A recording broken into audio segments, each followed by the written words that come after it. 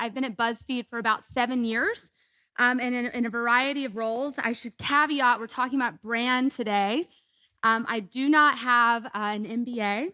I do not have classic marketing training. So what I've learned and what I'll talk about today is really from living at BuzzFeed. And so the premise of the talk, the question is, does brand loyalty still exist? And what I hope you take away from this today is that we believe that as a result of the internet, the brand relationship with the customer has fundamentally changed. The customer is now in control. So what does that mean about this concept, this driving force that's been a focus for brand marketers for most of brand marketing, is this idea of brand loyalty. So we believe that concept has been flipped on its head. So I'm going to distract you with a beautiful Tasty video of a one-pan pizza. There we go. So if you're not staring, mesmerizing at that, let me tell you a little story about Tasty and how we came to be. Tasty is BuzzFeed's massive food division. We launched out of our R&D department. Some people think that BuzzFeed acquired Tasty. It actually was built about 4 years ago out of our R&D division. It was just a couple of producers whose job was to crack Facebook video. Facebook video was in its nascent form, and people didn't understand it, and we wanted to learn about it. And so the output was really this style of video. You probably recognize it. You've seen it in your Instagram feeds or your Facebook feeds. And those producers who worked on this format, what they were focused on was not on food. Their focus was, how do we build a format that is short, so you can watch it in your social feeds, is post-literate, so no matter what language you speak today, you can watch this video of a one-pan pizza and you pretty much know what's going on, and that it's audio independent, so it works in social feeds. You don't need audio to understand. Since then, we've been incredibly blessed to have success to grow across platforms. So we have the largest food account on Instagram. We have the largest franchise on Facebook. We quietly built the largest food channel on YouTube, expanded that format that you see into 10 minutes. We added personality, added audio back in, and really grew the franchise. We also have an app, a website that actually helps you cook, and a very impressive line of consumer products. So we've had a really amazing run in the last 3 years. And so my lens today will talk about, how did we do that? And from what lens did we take to build this brand at BuzzFeed? So 5 quick facts on Tasty in case you are not aware. This is the point in the BuzzFeed presentation where we tell you how big we are. We are the world's largest food network. We have 6 global editions. So we have offices in London, Sao Paulo, Mexico City, Tokyo, LA, and New York. And we have 1.5 billion views per month on social, 11 million app downloads, 500 million unique visitors every month globally. That's a real number. People often look at our numbers and say, like, is that real? I have a new boss who started at BuzzFeed, and she was like, I can't believe the numbers are real. I was like, yeah, they're real. And then we have a very impressive line of consumer products and retail partnerships. All right, enough about Tasty. Let's talk about how it all happened and what's our perspective at BuzzFeed. So if we never set out to build the next great food network, how did this happen? We often say that it was an accidental global brand. Our team's focus was not about building food or building a new food brand. It was the idea of, could we build new IP that wasn't connected to BuzzFeed and crack Facebook video, this new platform? So if we didn't intend to build Tasty this way, how did it happen? We asked ourselves the question, does brand loyalty still exist? So that was our premise 3.5 years ago. We questioned this idea that if you built a brand, you had to obsess over the consumer being loyal to the brand. In fact, we flipped it on its head and said, instead of expecting that consumer is loyal to you, you should be loyal to the consumer. So let me give you some background on BuzzFeed's perspective on the brand's relationship with the audience. So before digital, this was the extent of the relationship you have with the customer or the audience. You had no digital advantages. You were just broadcasting to them, or you were just hoping to get in front of them in retail stores. You were trying to get shelf space. So this was no digital advantages. In the early days of digital, you had some advantages, right? It was instant. You could reach people at a higher cadence. You could reach people globally all of a sudden. and it was on demand. You could access content and different things on the internet that had happened before. You could access everything, but you were still limited in your relationship to the audience. You don't really have a relationship. You're still broadcasting to the audience or to the customer. Digital today is a more evolved digital media and digital relationship. You actually have a relationship with the audience. The audience can actually give you feedback. In the early days of this model, it was just about comments on a website, which you didn't have. At the beginning, you get audience data back, and the brand's relationship to the audience is personalized and it's responsive. But you're still limited if you only look at your relationship to the audience in just this way. At BuzzFeed, what we've really built our focus on, our team, where our strategy lives, is this model, where it's not just the relationship the brand or the media company has with the audience or the customer. It's the relationship that customer has with that media, with all of their friends and family around them. Do they share that media with their friend? Does it make them closer to their family member? Are they able to use your content or your product to improve the relationships of the lives around them? This is a very powerful dynamic and one that's often missed in brand marketing. We believe this is where the power is, and this is a great example of the audience, the customer, having the control. This moment, all this back and forth between the audience and its friends and family, you as the brand, you as the media company, you have no control over that. This is very challenging for people to understand. So if you understand and believe this idea that social has enabled the customer to have control, in particular social, what else?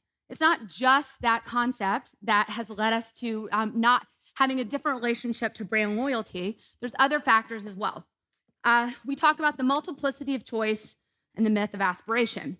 So brands in the past, there were fewer of them, and their relationship to the customer was to have authority and to direct you on what to buy, how to feel. And that's what we look to brands. We bought brands early in our life. We were loyal to them for all of our life, and that was the relationship we had. First, let's talk about choice. Scarcity is no longer an issue in this market. Just laundry detergent, if you search for that on Amazon, you get 10,000 results. So there's unlimited choice for the customer, which means almost unlimited control. They have the choice, they have the control. The power dynamics have shifted. Another myth in marketing or in understand the brand's relationship to the audience is aspiration. So in the past, when brands were authoritative figures telling you what to do, they told you about perfection. They looked perfect. They gave you images that made you aspire to be like them. In a world where the customer has control, and when there's thousands and thousands of choices, that is no longer the dynamic between the brand and the customer. The customer, the audience, they want accessibility. They want to know that the brand understands them, represents them. They don't want perfection. They want imperfection. So this is a big misconception if you understand the concept that the authority has flipped, the power is in the hands of the customer. So if aspiration is no longer the driving force of why you feel connected to a brand, what is the next driving force? Personalization is the new aspiration, but the big thing to note here, it's not just tech and targeting, it's an understanding of human nature. So our data actually backs this up. This is a new study with Wavemaker, about 2,000 of our young millennial consumers that we spent some time with.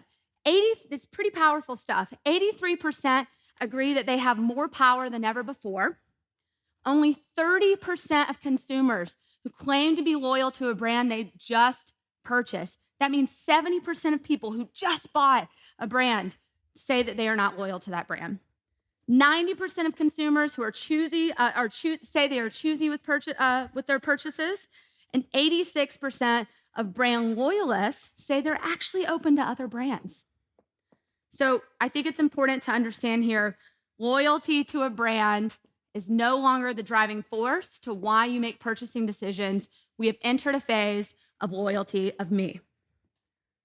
So what's an example of personalization that's not just tech or targeting? How do you apply this to real life?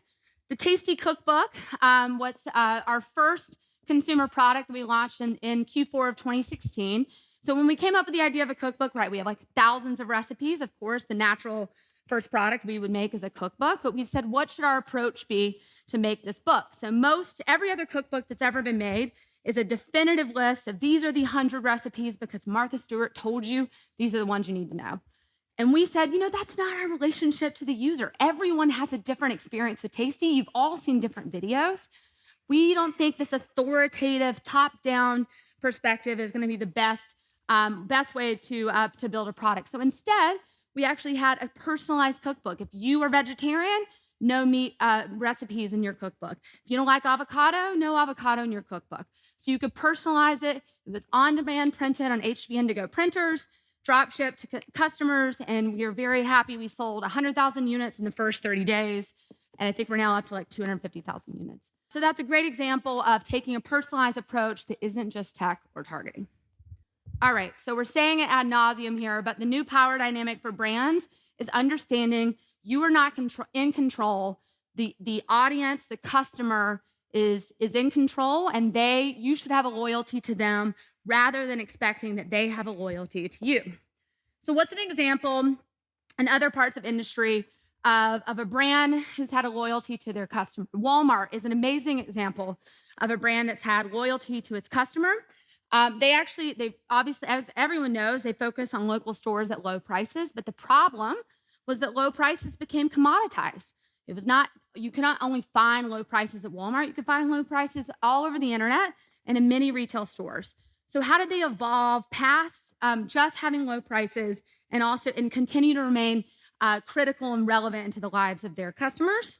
And the thing that they're doing, which is in one piece, they're doing a lot of things to evolve their brand and their business, but they're focusing on brands, modern brands that have built their following, built their customer base by being obsessed with the customer first. So it's an important thing to note. By saying that brand loyalty is less relevant does not mean that brands are less relevant. Walmart has invested in brands like Bonobos, ModCloth, and even Tasty. We have a 90 SKU kitchenware line at Walmart that they understand that users have a connection to those brands, and those brands have a loyalty to their users. And so they brought those into their store and into their online existence. All right, so we're saying that loyalty doesn't exist to brands, then where are young people loyal? And I think it should be no surprise. Social platforms is where most of their loyalty lives now. Consumers aren't loyal to brands, but they're fiercely loyal to their social platforms. Why are they loyal to their social platforms? It's because consumers give platforms their loyalty because they provide choice. They work very well in the model of the loyalty of me model. Their choices and recommendations are more sophisticated. They make their lives feel, the platforms feel unique to every person that's on them. So that leads us back to this question I get asked every day when I speak to people out in the world, and they say, how did this Tasty thing happen? In 3.5 years, just over 3 years, Tasty has went from 0 to 50% awareness in America. 0 to the largest franchise on Facebook. Like, I'm overwhelmed at this as well. But the truth is, the really core driving factors of how this brand was built so quickly and got so big so fast was we had a loyalty to the consumer. We did not have a loyalty or a preciousness to our own brand. We understood food was emotion first, then function. We lived on the social platforms first and foremost. We personalized products for the consumer. We moved quickly, we adapted, and we did it all globally. So that's a lot to take in, but all of the values that we talked about earlier today were things that BuzzFeed taught us, and we were able to apply to building the Tasty brand and business. So if those are the values we had when we built the Tasty brand, what are the 4 pillars of a modern media brand? So this is relevant to media, maybe not to every industry, but particularly relevant to a digital media brand. Brand, again, just because brand loyalty matters less does not mean brand doesn't matter. It actually matters a lot in digital and social. So building a brand that is loyal to its consumer and that people feel connected to.